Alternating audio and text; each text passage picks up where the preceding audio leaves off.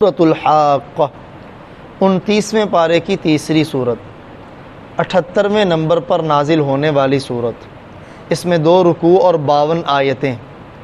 الحاقہ قیامت کے ناموں میں سے ایک نام الحاقہ بھی ہے۔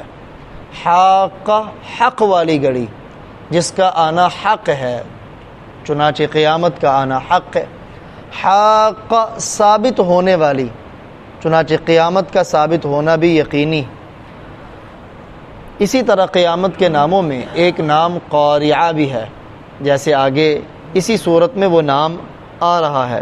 اس کے علاوہ اور بھی مختلف نام قرآن پاک میں قیامت کے ذکر ہوئے، تو فرمایا حاقہ حق ہونے والی گھڑی۔ مل حاقہ کیا ہے وہ حق ہونے والی گھڑی؟ وما ادراک مل حاقہ اور آپ کو کیا معلوم وہ حق ہونے والی گھڑی کیا ہے، یعنی قیامت کب ہوگی۔ کذبت ثمود، یہ تو بڑی قیامت کا ذکر تھا، اب آگے چھوٹی چھوٹی قیامتوں کو اللہ تعالیٰ نے بیان فرمایا۔ قیامت صغریٰ کو مختلف قوموں کی ہلاکت کی شکل میں بیان فرمایا۔ سب سے پہلے کذبت ثمود، قوم ثمود نے جھٹلایا۔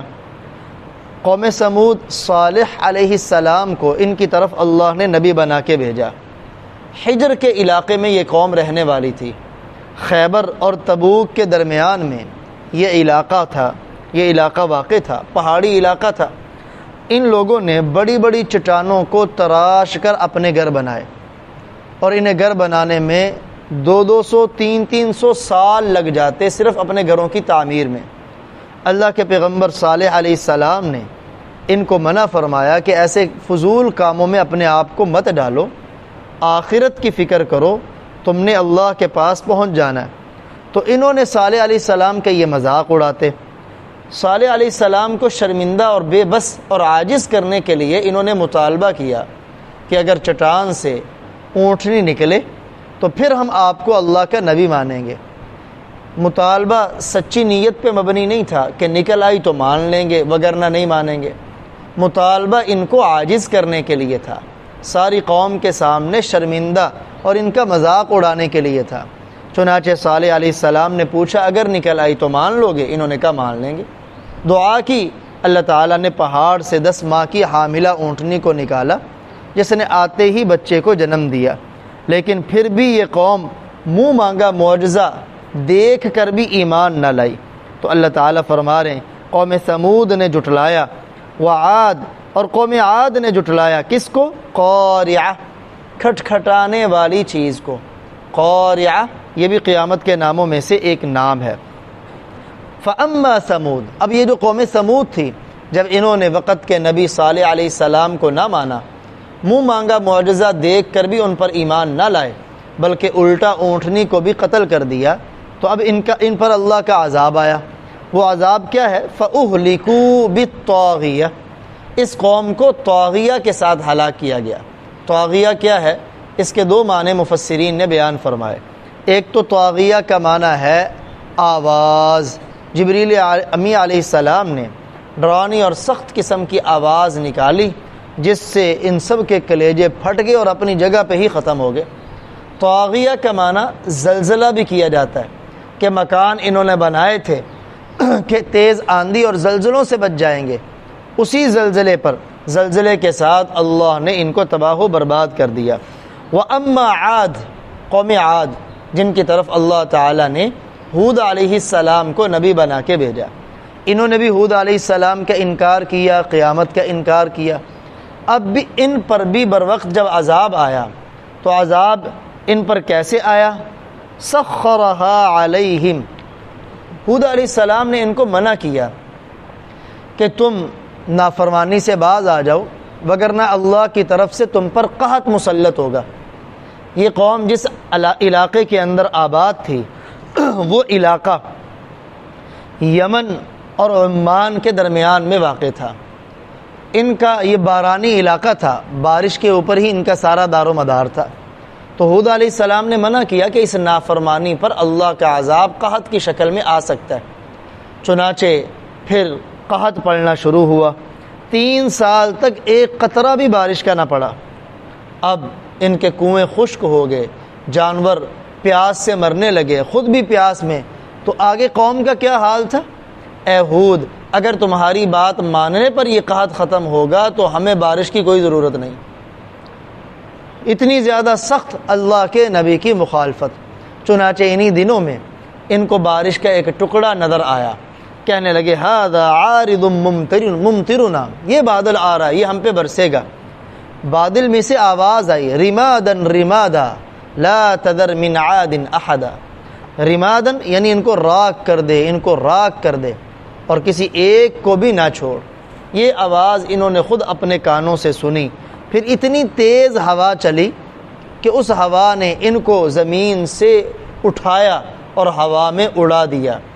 اتنی تیز ہوا تھی کہ جسے اللہ کا قرآن کہہ رہا ہے بریح صرصر، تند و تیز ہوا تھی، عاتیہ بے قابو۔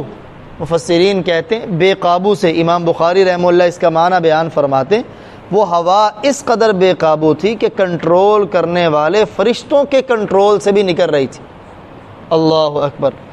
7 راتیں 8 دن مسلسل ان پر ہوا چلی اور اس قوم کو تباہ و برباد کر کے رکھ دیا۔ یہ زمین پہ یوں پڑے تھے فَتَرَ الْقَوْمَ فِيهَا سَرْعًا، آپ اس قوم کو زمین پر گری پڑی دیکھ رہے ہیں، كَأَنَّهُمْ أَعْجَازُ نَخْلٍ، گویا کہ وہ کھجور کے تنے ہیں، خاویہ جو اکھڑے ہوئے۔ فَهَلْ تَرَى لَهُم مِّن بَاقِيَةٍ، اللہ تعالیٰ مخاطب کر کے کہہ رہے ہیں کیا ان میں کوئی باقی بچا آپ کو نظر آیا؟ اللہ اکبر کبیرہ۔ پھر اس کے بعد آگے فرمایا وَجَاءَ فِرْعَوْنُ، فرعون آیا۔ مصر کا جو بادشاہ ہوتا تھا اس کا لقب ہوتا تھا فرعون، جیسے وطن عزیز پاکستان کے بادشاہ کا لقب ہے صدر، وزیر اعظم، تو مصر میں جو بھی بادشاہت کے تخت پہ بیٹھتا اس کا لقب ہوتا تھا فرعون۔ یوسف علیہ السلام کے زمانے کا جو فرعون تھا ریان بن ولید، بڑا نیک بادشاہ تھا کہ جب یوسف علیہ السلام کو اس نے جیل سے نکالا، ان کی نبوت کو دیکھ کر ان پر ایمان لے آیا اور اپنی بادشاہت ان کے حوالے کر دی کہ اب میں آپ کا امتی بن گیا ہوں، یہ مناسب نہیں ہے کہ میں اپنے نبی کے اوپر بادشاہت کروں۔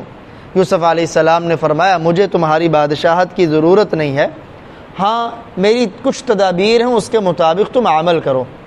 یہ جو ریان بن ولید تھا اس کا بیٹا تھا مصعب، اس کا آگے بیٹا تھا ولید، یعنی یوسف علیہ السلام کے زمانے کے فرعون کا پوتا۔ یہ تھا فرعون موسیٰ علیہ السلام کے زمانے کا فرعون۔ یوسف علیہ السلام کے زمانے کے نیک دل بادشاہ ریان کا پوتا ولید، یہ موسیٰ علیہ السلام کے زمانے کا فرعون تھا۔ اور دیکھیں کس قدر خطرناک تھا کہ اس کو بتا دیا کسی نے کہ تمہاری قوم کے اندر ایک ایسا بچہ پیدا ہوگا 2-3 سال میں جس پر تیری سلطنت اور بادشاہت کی تباہی ہوگی۔ چنانچہ اس نے بنی اسرائیلیوں کے بچوں کو ذبح کروانا شروع کیا۔ شاہ عبدالعزیز محدث دہلوی رحمہ اللہ تعالی وہ فرماتے ہیں اس نے 12,000 بچے ذبح کروائے، لیکن اللہ جل جلالہ کی قدرت دیکھیں، اللہ نے موسیٰ علیہ السلام کو اس کے گھر میں اور محل میں پال کر دکھایا۔ یہ ہے اللہ تعالیٰ کی ذات۔ وَمَنْ قَبَلَهُ، اور جو فرعون سے پہلے تھے، ایک تو فرعون اور جو فرعون سے پہلے تھے، وَالْمُؤْتَفِكَاتِ، اور وہ بستیاں جو الٹ دی گئیں، بِالْخَاطِئَةِ، انہوں نے بھی جرم کا ارتکاب کیا۔ یہ الٹ جانے والی بستیوں سے مراد ہے قوم لوط کی بستیاں۔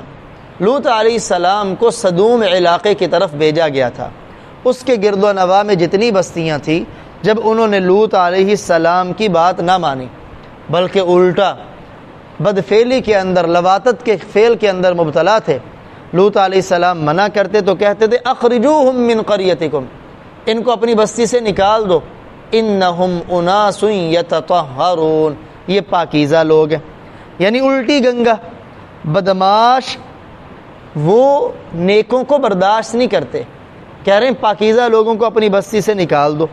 پھر لوط علیہ السلام کی قوم پر جب عذاب کا وقت آیا تو لوط علیہ السلام کو حکم ہوا اپنی 2 بیٹیوں کو اور جو 2-4 لوگ آپ پر ایمان لے کے آئے ہیں ان کو یہاں سے لے کر نکل جائیں، اس قوم پر عذاب آنے والا ہے۔ چنانچہ عذاب کیا آیا؟ جعلنا عالیہا سافلہا، ہم نے ان کے اوپر کو نیچے کر دیا، یعنی اوپر اٹھا کے اس بستی کو مکمل الٹ دیا۔ اس قوم پر 4 قسم کے عذاب آئے۔ سب سے پہلا فطمسنا اعینہم، ہم نے ان کی آنکھوں کو مٹا دیا، بینائی کا عذاب، سب آنکھوں سے اندھے ہو گئے۔ دوسرا عذاب وَأَمْطَرْنَا عَلَيْهِمْ حِجَارَةً مِّن سِجِّيلٍ، اللہ فرماتے ہم نے ان پر پتھر برسائے۔ تیسرا عذاب ان پر یہ تھا کہ جبریل امی علیہ السلام نے آواز چیخ ماری۔ اور چوتھا عذاب ان کی بستیوں کو اوپر اٹھا کے مکمل کا مکمل الٹ دیا گیا۔ ان قوموں پر عذاب کیوں آئے جن قوموں کو ابھی بیان کیا اللہ نے؟ عذاب آنے کی وجہ فعصوا رسول ربہم، یہ وجہ بیان نہیں کی کہ ان کے اندر کوئی تہذیب و تمدن یا اپنے آپ کا لوہا نہیں منواتے تھے، ان کے پاس کوئی معاش کے ذرائع نہیں تھے، ان کے پاس دولت کی فراوانی نہیں تھی۔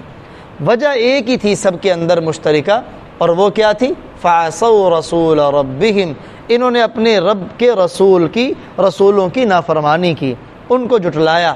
فأخذہم اخذۃ الرابیہ، پس رب نے ان کو بڑا سخت پکڑا۔ پھر اس کے بعد قوم نوح جو پہلے قوم گزرے نا، ومن قبلہ، کہا کہ فرعون سے پہلے بھی قوموں نے اس جرم کا ارتکاب کیا، اس پہلی قوم نوح کا بیان ہے۔ انا لما طغى الماء حملناكم في الجاریہ، جب پانی حد سے تجاوز کر گیا تو ہم نے تمہیں کشتی میں سوار کر دیا۔ کیوں؟ لنجعلها لكم تذکرہ، نوح علیہ السلام کی قوم نے نوح علیہ السلام کی مخالفت کی، حتیٰ کہ ان کا اپنا سگا بیٹا کنعان وہ ان پر ایمان لانے میں مخلص نہیں تھا، ان کی اپنی بیوی وہ ان پر مخلصانہ طور پر ایمان نہ لائی۔ تو جب ان کی قوم پر عذاب آیا، چند لوگ تھے جو ایمان لانے والے تھے، ان کو حکم ہوا کہ اب تم کشتی میں سوار ہو جاؤ۔ پھر ان کے اوپر اللہ جل جلالہ نے پانی کا عذاب بھیجا، طوفان نوح، اور ان کی جو کشتی تھی یہ کشتی جودی پہاڑ پہ جا کے رکی۔ لِنَجْعَلَهَا لَكُمْ تَذْكِرَةً، تاکہ اس کشتی کو تمہارے لیے نصیحت بنائے۔ چنانچہ اس پہلے لوگوں نے اس کشتی کو دیکھا بھی ہے۔ یہ جو جودی پہاڑ ہے عراق کے صوبہ موصل میں اب بھی موجود ہے۔ اس کی بلندی سطح سمندر سے 17,000 فٹ ہے، سطح سمندر سے 17,000 فٹ کی بلندی پر یہ پہاڑ ہے۔ اندازہ کرے پانی کس قدر بلند تھا۔ تو قوم نوح پر یہ عذاب آیا۔ وَتَعِيَهَا أُذُنٌ وَاعِيَةٌ، اس کو یاد رکھا یاد رکھنے والے کانوں نے۔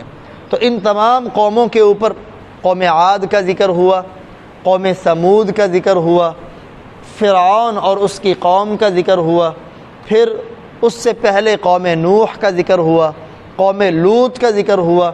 یہ تمام کے تمام ذکر اور ان پر آنے والے عذاب یہ ہمارے لیے بطور عبرت اور نصیحت کے ہیں۔ انہوں نے اپنے وقت کے نبی کی مخالفت اور نافرمانی کی تو اللہ کا ان پر عذاب آیا۔